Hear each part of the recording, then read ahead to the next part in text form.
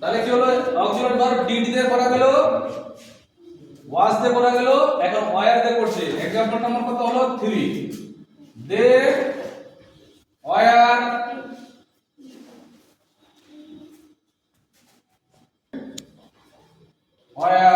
Eating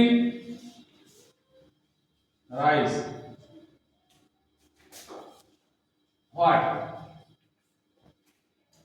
দিয়ে question করছে, তাহলে ডাব্লিউএইচ কোশ্চেনটা কি করা যাবে? প্রথমে ডাব্লিউএইচ ওয়ার্ড বসে দিলাম হোয়াট, এটাও কিন্তু কি হলো পাস্ট কন্টিনিউয়াস টেন্স হলো। হোয়াট ওয়্যার, অক্সিলারি ভার্বটা বসে গেল হোয়াট ওয়্যার, সাবজেক্ট কি আছে